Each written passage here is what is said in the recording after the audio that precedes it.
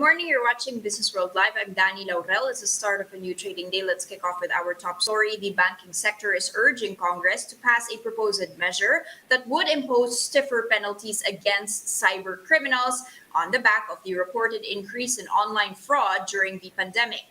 Bankers Association of the Philippines President Vic Veloso said House Bill 9651 or the Bank Account and E-Wallet Regulation Act will give protection to the financial system from online fraudsters. The bill aims to punish major offenses such as money mules and phishing as forms of economic sabotage. A money mule is a person who electronically receives and transfers funds from phishing or other cybercrimes.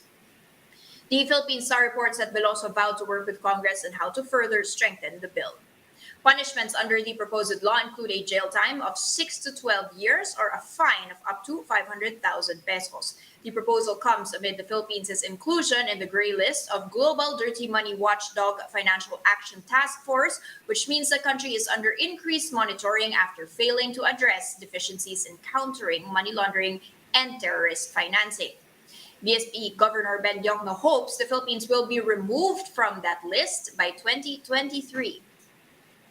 Now, the country's balance of payments saw a wider surplus in the month of July. That's to the tune of $642 million.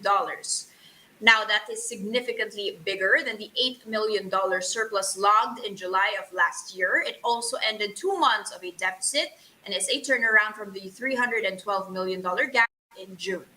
The Bangko Sentral says the BOP surplus in July reflected mainly the government's net foreign currency deposits with the BSP and the BSP's net income from investments abroad. But that was partially offset by the national government's foreign currency debt obligations worth $465 million and the central bank's net foreign exchange operations worth $398 million.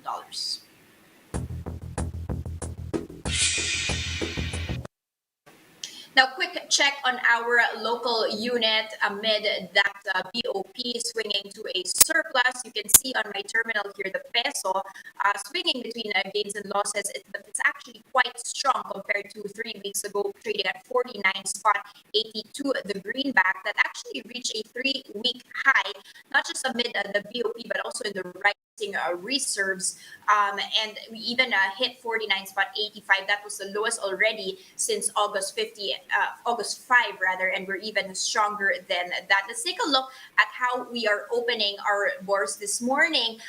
It's still above 6,800 levels here after we saw that surge yesterday. However, a bit of a pullback down by 0.2% to 6810.27 this morning. Let's take a look at our sectors here.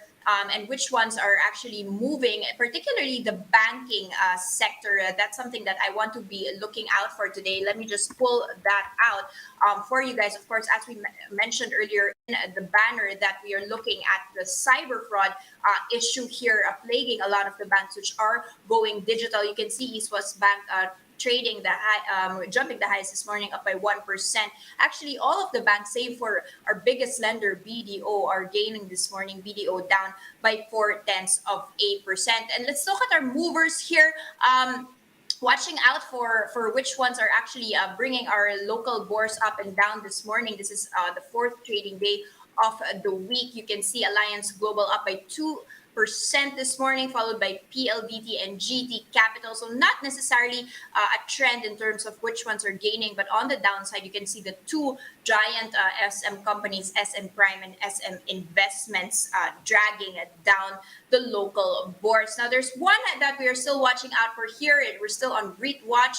Of course, RLC has already started getting its IPO offering here after having priced it already. That started yesterday, and that offer is going to be running until September 3rd. They are, of course, aiming to raise 23.5 billion pesos. They did mention they are better prepared as their REIT is starting their offer period, so investors can subscribe to that right now. RLC, the parent company, which is of course sponsoring this REIT, is up by 0.12% this morning to 16 pesos and 86 centavos. Now, here are other headlines we're keeping our eyes on. The European Chamber of Commerce of the Philippines says the immediate passage of economic reforms and accelerated vaccine rollout would be crucial to attract more European businesses by next year. Now, following the passage of the Create Law, ECCP President Lars Wittig said that the country must maintain the momentum and enact major reforms like amendments to the Foreign Investments Act, Public Services Act, and Retail Trade Liberalization Act to accelerate recovery. ECCP Executive Director Florian Gauthier added European SMEs could drive Philippine FDI growth. That is amid receiving inquiries from European SMEs who are considering investing in the Philippines. The European Business Chamber also warned that several European firms have already left the country. These include garment manufacturers and other local industries that are affected by the health crisis, although other sectors like European outsourcing, food and beverage still remain. The National Privacy Commission has ordered the immediate takedown of 4 online lending apps. That's to protect the data privacy rights of borrowers. That includes the mobile lending apps One Hand, Peso Pop, Cash Jeep, and Lemon Loan. These apps have been the object of various complaints due to their supposed unauthorized use of personal data, which resulted in harassment and shaming of borrowers. The lending apps are currently being investigated for violations of the Data Privacy Act and other NPC issuances. That ban will remain in effect until it is lifted by the Commission. Meanwhile, the NPC will continue to investigate the possible criminal liabilities of the app's operators, directors, officers, and agents.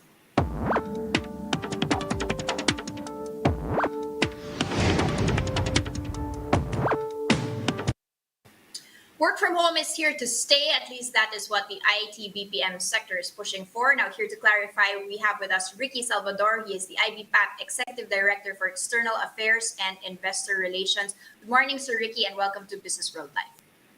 Hi, Danie. Good morning, and good morning to your viewers. Thank you for having me.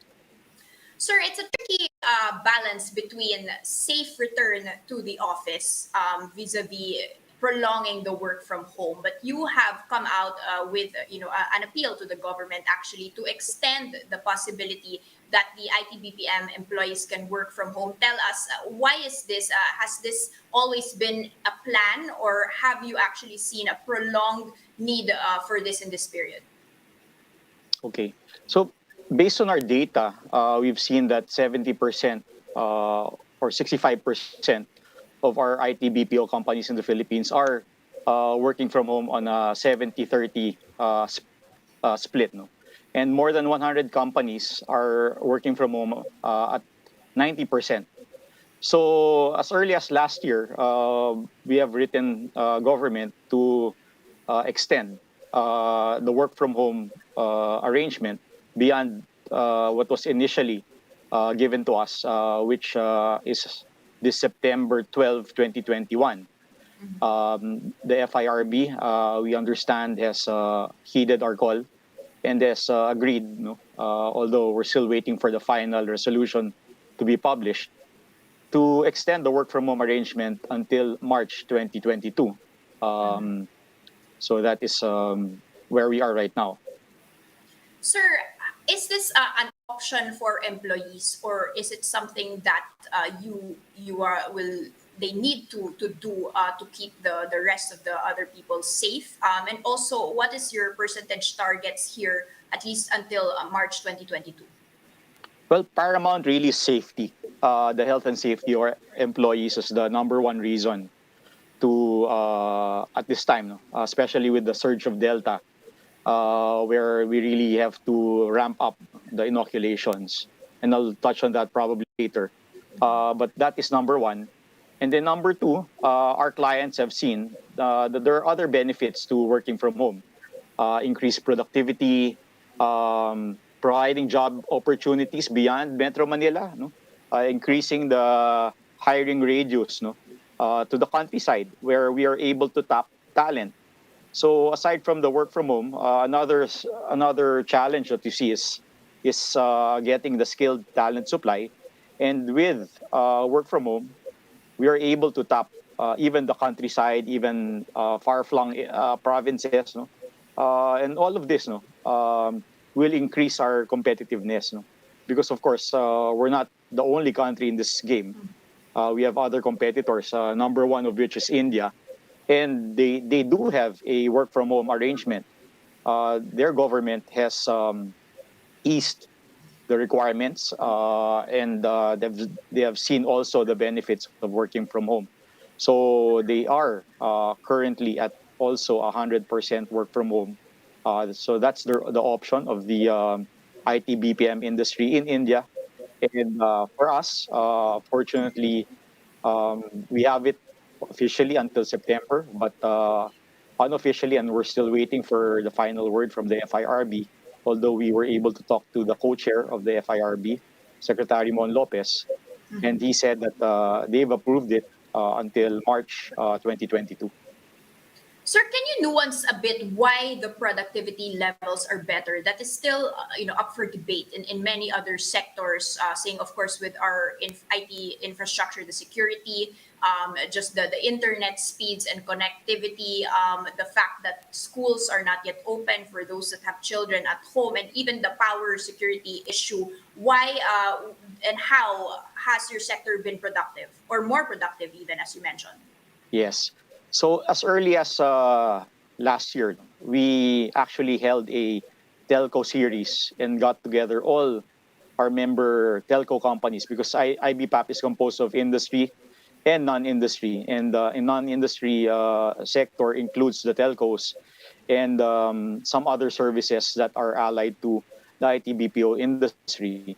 And our telco members have assured us that they are working double time, and we've seen, no, the results. The internet speeds are increasing. We just got the reports, and I think we've jumped a couple, pretty much, no, in terms of Mbps, or the speed. No?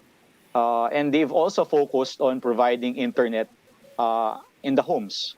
So they saw this shift, no, from the big centers to the residences. So they're beefing up the internet, so at the homes. So that is their focus right now, and we as an industry are working closely with our telco partners to achieve better internet speed, reliable internet, even in the countryside. So I think that has increased productivity. And aside from that, the digitalization, no, accelerated digitalization has actually provided tools, no, to our members. And some of them are even providing them. No, they're also in the IT space. So they have actually these tools to protect, even safeguard, no, cybersecurity at the residences. So all of these are working, and we've seen that it has increased in productivity has increased. The workday is optimized. You don't get traffic, no, which was a bummer before, you know. So all of these factors play in, and so far it's been working because we have seen an increase in FTEs. We closed 2020 with 23,000 more jobs. And with the surge that happened in India last April, as reported in the news, no, some of the companies abroad have shifted their operations and some of their accounts to the Philippines. Okay. And this has resulted, as we see it, no, and possibly 50,000 additional jobs, and probably 180,000 additional jobs in the next 2 years. So these are all positive developments for the Sir, industry. can you safely say that this will be the future of work when it comes to the IT BPM sector, regardless of the pandemic and regardless of, let's say, the vaccination rate? You will still be advocating for this work from home scenario? We would like that flexibility, number one, Danny, on the part of the employer, that flexibility. And even the government is pushing for flexible work arrangements. No? And work from home is at the top of that list. At the same time, the employees, based on our surveys, 86% of those working remotely would like to continue working from home, even after the pandemic. And we see, given our current rates, no, of inoculation, that it's going to take probably a year and a half, no, to vaccinate 70%, 70 million Filipinos. So given that, you can just extrapolate, no, how much time it will take to achieve herd immunity. So all of these factors, no, I think work from home is one of the options. Hybrid working is here to stay. So that those are the trends that we're seeing right now. Sir, your thoughts on the possible segregation of vaccinated and unvaccinated employees. This actually comes from Joey Concepcion, who had proposed that this might be an option for the industry. Is this in any way something you might be looking at least for that hybrid workspace? And if so, do you have targets in terms of inoculation rate for your own industry? Okay, so right now our priority really is to get our employees vaccinated. In fact, we had as our guest in our general membership meeting, Dole Asek Tesco, who has been working closely with the industry sector uh, in guiding us, no, keeping our workplaces safe, but at the same time also stressing, no, the importance of getting our employees vaccinated. So we have that's our number one priority. And these may change, no. The segregation, I know that's being talked about, but at the same time, no, our priority right now is to really get as many employees in the IT BPO sector vaccinated. That's why we, aside from procuring vaccines, no, through the tripartite agreement with the government and the manufacturers, no, we are also in uh, well, we also have MOAs with the local government units. The first one was Quezon City, and we fortunately have vaccinated, no, 12,000 employees in the IT BPO sector and 12,000 residents of the Quezon City government. And then now we have entered into a similar MOA with Makati. So a lot of our BPOs are in Makati, and we're going to start inoculating them through the Makati LGU. So and then we have a couple of other LGUs lined up. So we're doing double time. We've not checked our figures yet in terms of target. I think the priority now is really to get as many vaccinated as quick as possible. Okay. And finally, sir, before we let you go, the BPO or IT-BPM sector has been touted as the saving grace of the property sector. You have 45% of all the tenancies right now. What will happen to this if, of course, you decide for a longer period of work from home, and if that might be a permanent fixture in the industry? Okay, right now we're seeing, no, somewhat of a trend in terms of putting up microsites. So this still adds to the total number of square meters, no, taken up by the IT BPO sector. We saw this trend early last year, and it's still continuing. No, some of our members are looking at smaller sites, and fortunately, no, as long as they're able to deliver, as again, hybrid working model, mix of work from home and work on site, as long as we're still able to hold on to some real estate, no, and keep the business going, I think that would also bode well for our again, our real estate partners are also our members in IBPAP. So we also look after their welfare, no, Danny. So again, we have the telcos as our members, we have the real estate companies as our members, and we work closely with them. So we also try to cater to their needs as well. So it's a whole industry effort, no.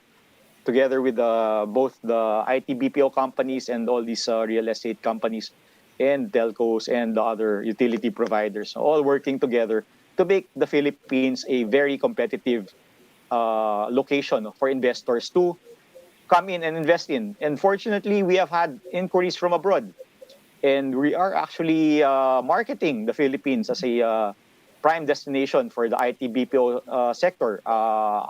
There is a CIFTIS, that's your international trade fair in China, happening next month. And then in Europe, we also have the Make It Happen. So we're working together with the DTI to sort of market the Philippines as a prime investment destination for the IT BPO industry. Okay, so growth is key there, of course, to maintaining this, and of course, tie-ups with the different sectors, including, of course, the properties and telcos. Thank you so much, Ricky Salvador, IBPAP Executive Director for External Affairs and Investor Relations. Thank you. And that's the first look into the business day. Today is Thursday, August 26, 2021. Catch Business World Live for the market close at 3:15 p.m. today. I'm Danie Laurel. Mask on, wash hands, stay safe, Philippines. We are Widens.